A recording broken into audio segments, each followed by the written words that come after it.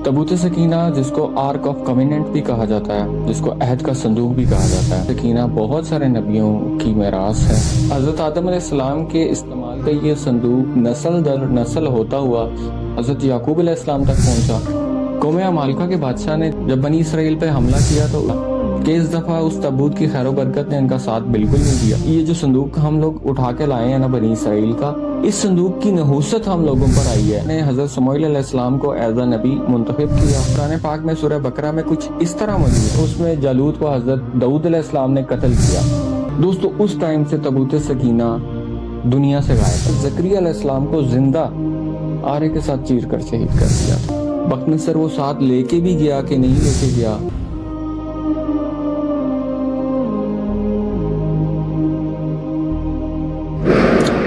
अस्सलाम वालेकुम दोस्तों, मैं हूं राशिद खालिद और आज हमारी वीडियो का टॉपिक है तबूत सकीना। तबूत सकीना, जिसको आर्क ऑफ कवेनेंट भी कहा जाता है, जिसको अहद का संदूक भी कहा जाता है। दोस्तों सबसे पहले हम समझेंगे इसकी अहमियत क्या है, ये इतना अहम क्यों है।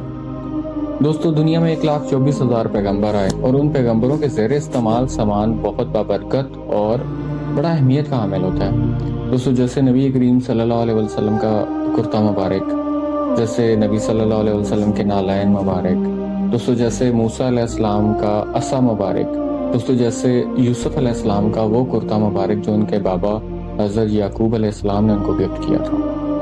दोस्तों इसी तरह तबूत सकीना बहुत सारे नबियों की मीरास है जो नस्ल दर नस्ल नबियों में मुंतकिल होता रहा। आज हम इस पर बात करेंगे कि इस तबूत की, इस संदूक की इतनी अहमियत क्यों है कि जो तमाम आसमानी किताबों में इसका जिक्र आया और कुरान पाक में सूरह बकरा में इसका जिक्र आया है। दोस्तों ये बनी इसराइल के लिए इतना ही अहम है जितना नबी करीम सल्लल्लाहु अलैहि वसल्लम के तबरकात, नबी करीम सल्लल्लाहु अलैहि वसल्लम से मंसूब हर वो चीज़ जो इस टाइम दुनिया में मौजूद है, हमारे लिए जितनी बाबरकत वो चीज़ है, जितनी अहम वो चीज़ है, दोस्तों बनी इसराइल के लिए उतना ही अहम ये संदूक है। दोस्तों कुरान पाक में इस संदूक को तबूत सकीना के नाम से पुकारा गया, जिसका मतलब है सुकून देने वाला संदूक। दोस्तों इस संदूक में बनी इसराइल के लिए वो सामान था जो उनके लिए सुकून और बाइस राहत था। दोस्तों रवायात के मुताबिक ये संदूक हज़रत आदम अलैहिस्सलाम के साथ ज़मीन पर उतारा गया था। कुछ रवायात में आता है कि ये संदूक शमशाद लकड़ी का बना हुआ था। कुछ लोगों का कहना है कि ये सोने का बना हुआ एक संदूक था जो आदम अलैहिस्सलाम के साथ आसमान से उतारा गया था, जो हज़रत आदम अलैहिस्सलाम के इस्तेमाल में था। दोस्तों हज़रत आदम अलैहिस्सलाम के इस्तेमाल का ये संदूक नस्ल दर नस्ल होता हुआ हज़रत याकूब अलैहिस्सलाम तक पहुंचा। दोस्तों जैसे नबी करीम सल्लल्लाहु अलैहि वसल्लम का नाम मोहम्मद भी है, अहमद भी है, इसी तरह हज़रत याकूब अलैहिस्सलाम का एक नाम इसराइल भी है और हज़रत याकूब अलैहिस्सलाम की औलाद को बनी इसराइल कहा जाता है। और उनके एक बेटे का नाम यहूदा था जिसके नाम पर आज यहूदी कौम मशहूर है। दोस्तों बनी इसराइल के जो पहले रसूल थे वो मूसा अलैहिस्सलाम थे और मूसा अलैहिस्सलाम के भी इस्तेमाल में ये संदूक रहा। इस संदूक में मूसा अलैहिस्सलाम का असा मुबारक और मूसा अलैहिस्सलाम पर नाजिल होने वाली तौरात की तख्तियाँ भी इसी संदूक में मौजूद हैं और मनो सलवा जो बनी इसराइल पर एक खाना नाजिल किया जाता था आसमानों से, वो भी बर्तनों में महफूज इस संदूक में मौजूद है। दोस्तों हज़रत यूसुफ अलैहिस्सलाम का कुर्ता मुबारक वो भी इस संदूक में मौजूद है और हज़रत मूसा अलैहिस्सलाम और हज़रत हारून अलैहिस्सलाम के ज़ेरे इस्तेमाल कुछ चीज़ें वो भी इसी संदूक में महफूज हैं। दोस्तों इस चीज़ से आप लोग अंदाज़ा लगा सकते हैं कि बनी इसराइल के लिए ये संदूक किस कदर अहमियत का हामिल है। दोस्तों ये संदूक इस कदर बाबरकत था कि जब भी बनी इसराइल पर कोई कुदरती आफत आती तो दोस्तों बनी इसराइल इस संदूक को सामने रखती और अल्लाह ताला से इस संदूक के वसीला से दुआ करती तो अल्लाह ताला उस आफत से इन लोगों को नजात अता करता था। दौरान जंग इस ताबूत को, इस संदूक को सामने रखा जाता और अल्लाह ताला से खैर बरकत की दुआ की जाती थी तो अल्लाह ताला हमेशा जंग में इन लोगों को फतह करते थे। यानी कि ऐसा कभी भी नहीं हुआ था कि किसी भी खैर बरकत के लिए इस संदूक का वसीला डाला जाए और अल्लाह ताला इनको महरूम करते, ऐसा कभी नहीं हुआ था। जब जब इस संदूक के वसीले से बनी इसराइल ने अल्लाह ताला से दुआ की है, अल्लाह ताला ने इनकी दुआ को कबूल किया है। दोस्तों जब भी किसी भी कौम के साथ बनी इसराइल की जंग होती तो वो जंग के दौरान इस संदूक को सामने लाके रखा जाता था तो इस संदूक की खैर बरकत से अल्लाह ताला हमेशा बनी इसराइल को दूसरी कौम पर फतह करते थे। दोस्तों मूसा अलैहिस्सलाम के बाद ये संदूक कौम के बड़े सरदारों के पास रहा। بنی اسرائیل اللہ تعالیٰ کی لاڈلی قوم ہونے کے ساتھ ساتھ اللہ تعالیٰ کی نافرمان قوم ہونے کا بھی اعزاز رکھتی ہے۔ موسیٰ علیہ السلام کے بعد اللہ تعالیٰ کی نافرمانی اور نبیوں کو تنگ کرنا اس قوم کا معمول بن گیا تھا، اور یہ بنی اسرائیل وہ قوم ہے جو اپنی من مرضی کے لیے نبیوں تک کو شہید کرنے سے باز نہ آئی۔ اللہ تعالیٰ نے ان کی نافرمانیوں پر ان پر عذاب کے طور پر ایک قوم مسلط کی جس کا نام قوم عمالقہ بتایا جاتا ہے۔ قوم عمالقہ اللہ تعالیٰ نے جنگ کی صورت میں ان پر مسلط کی۔ قوم عمالقہ کے بادشاہ نے جب بنی اسرائیل پہ حملہ کیا تو اس کو تباہ کر کے رکھ دیا، اور جاتے ہوئے وہ تابوت سکینہ بھی اپنے ساتھ اٹھا کر لے گیا۔ دوستو، بنی اسرائیل کی نافرمانیوں کا یہ حال تھا کہ اس دفعہ اس تابوت کی خیر و برکت نے ان کا ساتھ بالکل نہیں دیا۔ قوم عمالقہ کے بادشاہ کو یہ خبر تھی کہ بنی اسرائیل کے لیے یہ صندوق بہت اہمیت کا حامل ہے۔ بادشاہ نے اس صندوق کو کچرے کے ڈھیر پر پھینکا اور اس کی بہت زیادہ بے حرمتی کی تھی۔ اس بے حرمتی کی صورت میں اللہ تعالیٰ نے اس قوم پر بھی عذاب نازل کیا۔ اللہ تعالیٰ نے اس قوم پر طاعون کی بیماری پھیلائی، جس کا نتیجہ میں اس قوم کی بہت بڑی تعداد لقمہ اجل بن گئی تھی۔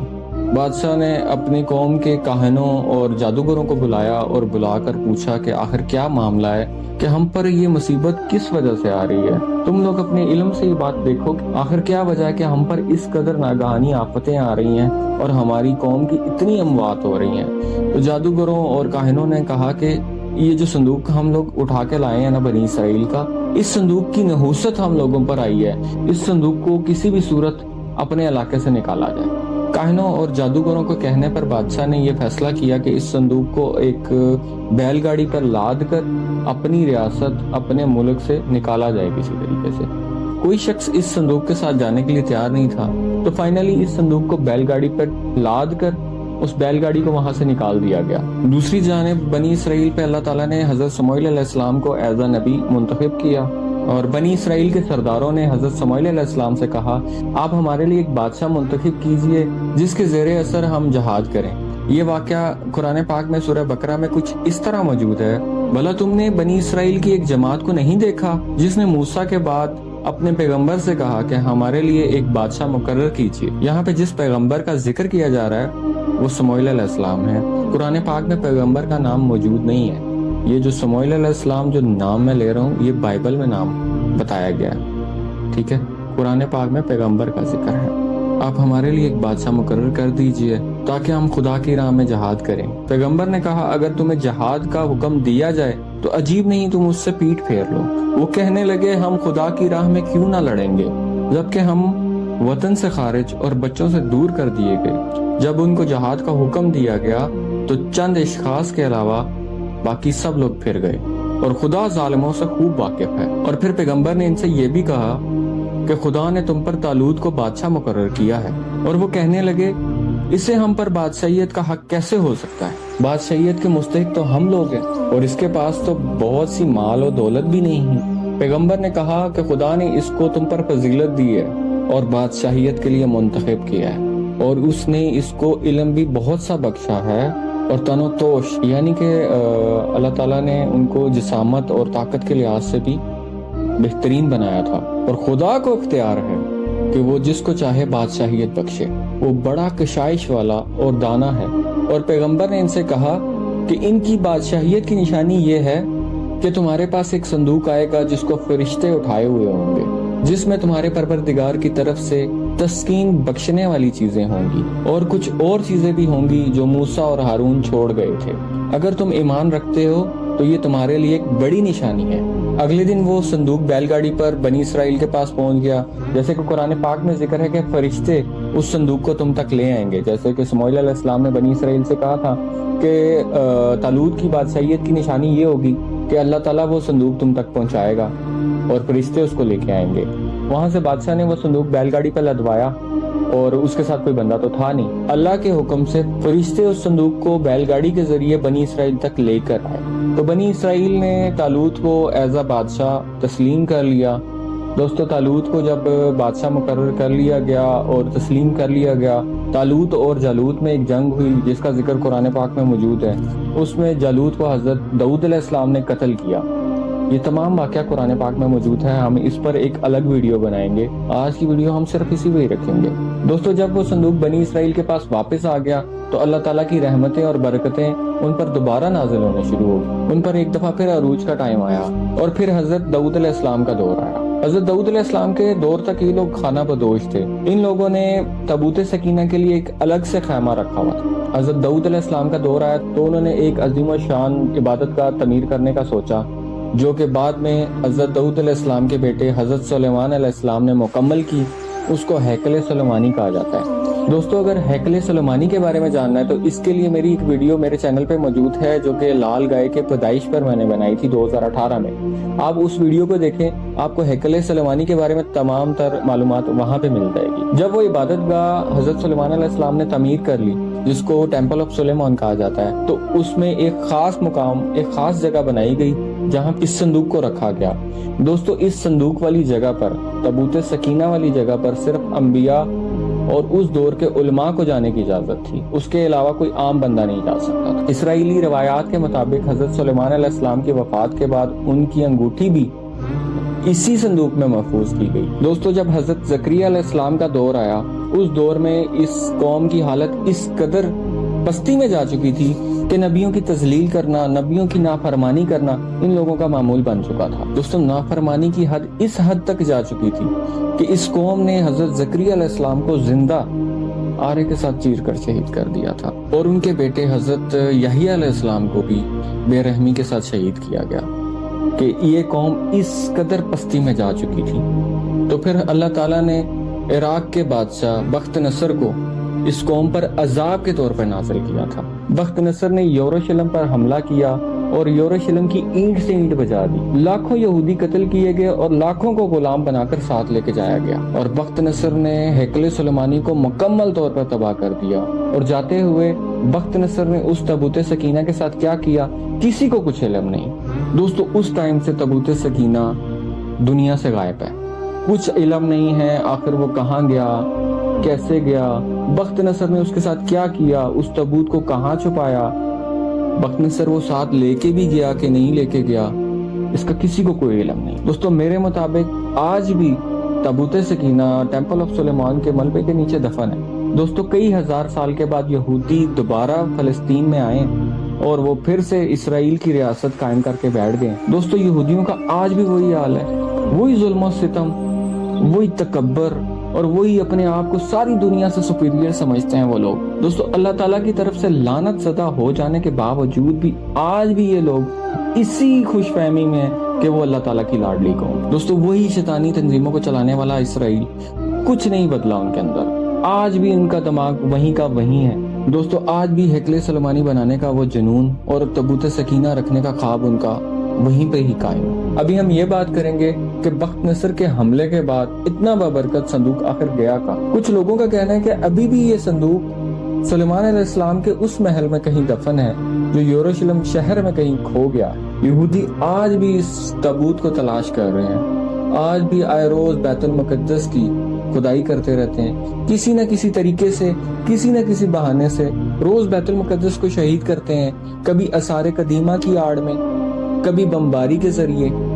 یہودی آج بھی اس صندوق کو تلاش کر. کچھ لوگوں کے نزدیک یہ صندوق افریقہ میں لے کے جایا گیا تھا، کچھ ماہر آثار قدیمہ کے نزدیک اس کو مشرق وسطیٰ میں لے کے جایا گیا تھا. کچھ کا کہنا ہے کہ اس کو انگلینڈ میں تلاش کیا جا سکتا ہے. کچھ کے نزدیک عہد کا صندوق یعنی تابوت سکینہ ڈیڈ سی یعنی بحر مردار کے قریب کسی غار کے اندر چھپایا گیا تھا اور یہ وہاں دفن ہے. کچھ ماہرین کا کہنا ہے کہ یہ ایتھوپیا میں ایک چرچ میں موجود ہے. ایک نظریہ یہ بھی ہے کہ یہودیوں نے 1981 میں حضرت سلیمان علیہ السلام کے محل کی کھدائی کے دوران تابوت سکینہ وہاں سے نکال کر کسی اور محفوظ مقام پر منتقل کر دیا. کچھ کھدائی کرنے والے یہودیوں کا کہنا یہ ہے کہ ہم کھدائی کرتے ہوئے اس صندوق کے بالکل قریب پہنچ گئے تھے، لیکن اسرائیلی گورنمنٹ نے مسلمانوں اور عیسائیوں کے پریشر میں آ کر کھدائی رکوا دی تھی اور یہ کام وہیں پہ رک گیا. لیکن حقیقت یہی ہے دوستو کہ آج تک کوئی بھی اس تابوت تک نہیں پہنچ سکا. یہ صندوق کہاں ہے کسی کو معلوم نہیں. اگر میری یہ ویڈیو آپ لوگوں کو پسند آئی تو دوسرے لوگوں تک ضرور شیئر کیجئے گا اور کمنٹ سیکشن میں ضرور بتائیے گا کہ میری یہ ویڈیو آپ لوگوں کو کیسی لگی. اور یہ بھی بتائیے گا کہ آپ لوگوں کے نزدیک तबूत सकीना आखिर कहाँ है। तो दोस्तों अब हम मिलेंगे एक नई वीडियो में एक नए टॉपिक के साथ। तब तक के लिए राशिद खालिद को दीजिए इजाजत। खुदा हाफिज।